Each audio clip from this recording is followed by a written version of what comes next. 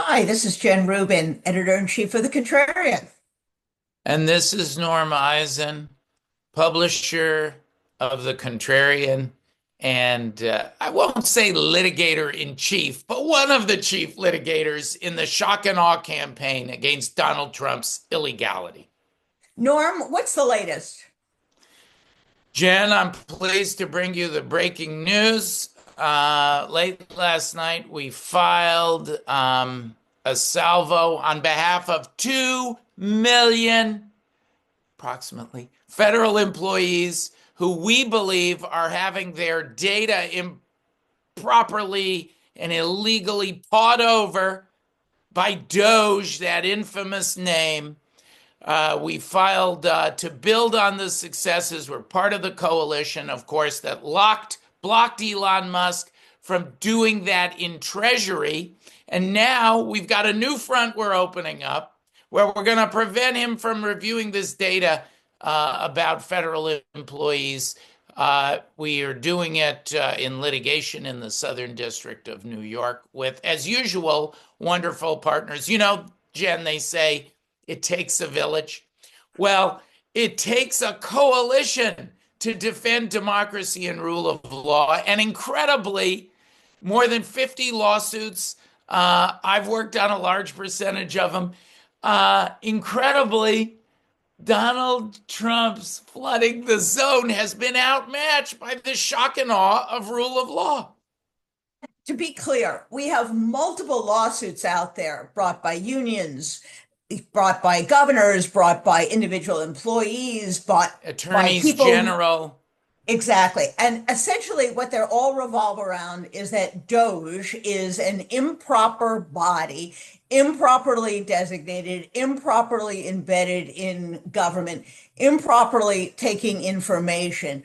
What do people have to understand about these lawsuits? Why are they so critical? And why do they pose a major problem for Donald Trump and his president, Elon Musk?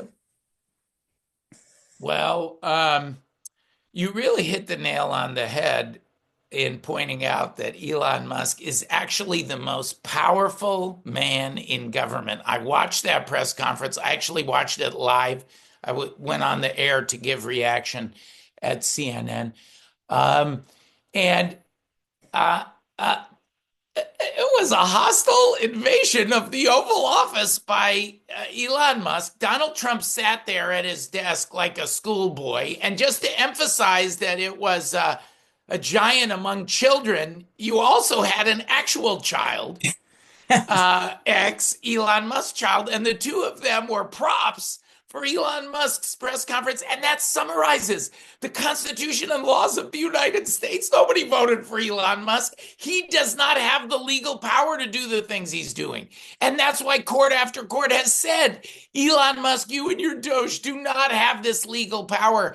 It's as if Donald Trump invited Vladimir Putin of Russia or Viktor Orban of Hungary, two of his admired fellow dictators. He said he would be a dictator on day one, but he's Elon Musk's stooge. And the law doesn't allow that. As bad as Trump is, he is the president. He's the one supposed to exercise these powers, not Elon Musk. So Elon Musk's functioning is unlawful. That's the gravamen. And that's why court after, it's not easy to get these court orders. Court after court, Republican appointees, Ronald Reagan, George H.W. Bush, George W. Bush. These judges are saying, wait a minute, you can't do that. You can't take over as president. You know, we say that Donald Trump tried an attempted coup, but actually it seems to me like Elon Musk has couped Trump. So it's the world is upside down. These two billionaire bros cannot simply run the government like it was a Dungeons and Dragons game. Even in those games, there are rules, Jen, and that's what these lawsuits are about. Many more are coming, and Flood the Zone is being met with rule of law and democracy, shock and awe. By the way, not all the cases are Doge cases. We had two wins in the past days. We're part of the coalition with the ACLU and others representing pregnant moms in the birthright citizenship case. Donald Trump can't just tear up the Constitution and choose who is and is not an American citizen. What? So we got a preliminary injunction on that. And then, of course, the thing that really set Donald Trump off, I believe, we got an order on Friday saying that his weaponization campaign against the heroes of our country, the men and women of law enforcement, at the FBI, he wanted to dox. There were reports that the Trump administration was going to dox 6,000 of them. And the judge said, no, you can't do that. We tied the hands, the discretion of the attorney general. And J.D. Vance actually complained about that over the weekend. And so did Donald Trump by putting me and my co-counsel, the wonderful Mark Zaid, on his enemies list of 8 that he promulgated over the weekend. What a beautiful backhanded compliment. If I had a backhand like that, I could win Wimbledon.